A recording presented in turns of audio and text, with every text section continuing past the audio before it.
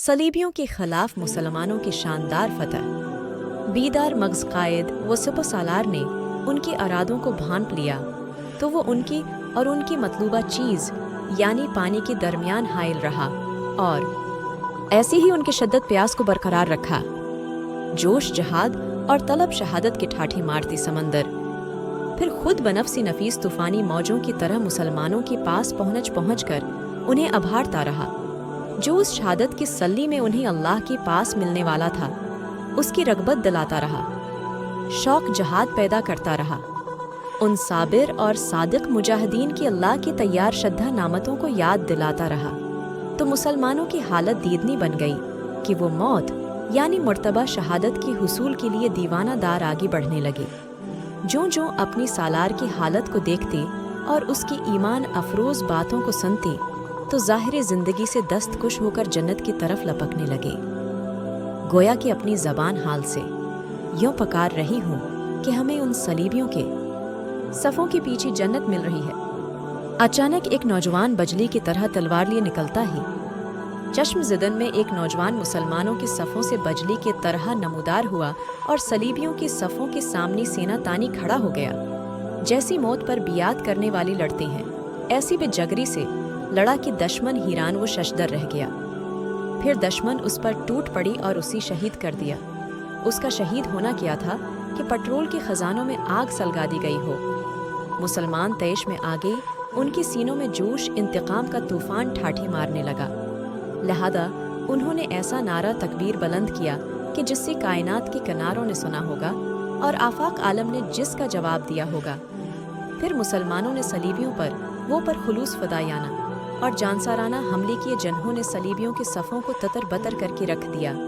सलीबी फौज के सरबराह उल्कुशार रेमोंड का दिल मायूसी और नामीदी से भर गया।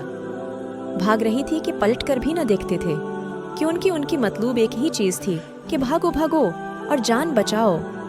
और ये भी इत्फाक की बात थी कि वो इलाका ऐसा था जहाँ खश्क घांस और खज़ां ज़दा खशक दरख्त बक्सरत मौजूद थे और वो दिन भी इंतहाई ज़्यादा गर्मी वाली को चलने की अय्याम थी। मुसलमानों ने उसमें आग लगा दी। आग बढ़ी शाली, उठी हुआ का रख भी सलीबियों की तरफ था। तो उस तरीक़े से सलीबियों पर कई हरारतें हमला आवर थीं, यानी आग की हरारत, धुएं की हरारत, प्यास की हरारत, क़िताल की हरारत और मौसम की हरारत, सब के सब अकठी हो गए थे। उससे कब्ल उन्होंने ऐसा हाल कभी न देखा होगा कि उनकी ये सलीबी अक्सर सर्द और बर्फानी इलाकों की रहने वाली थी। उन्हें इस बात का यकीन हो गया था कि कोई रास्ता उन्हें मौत से बचा नहीं सकेगा सवाई उसकी कि अपनी अकीदा का ख्वाह वो कैसा भी है दिफा करने वाले की तरह बहादुरी की जौहर दिखाती हुई मौत की तरफ ही बढ़ा जाए। अधर उन मुसलमानों का किया जोश और वलूला होगा जो अपनी बच्ची अकीदे की साथ लड़ रही थी, जिनके घर बार लौट लिए गई थी, जिनकी इलाके छीन लिए गए थे। सलीबी एक बार फिर जमा हुए मुसलमानों पर कई हमले कई।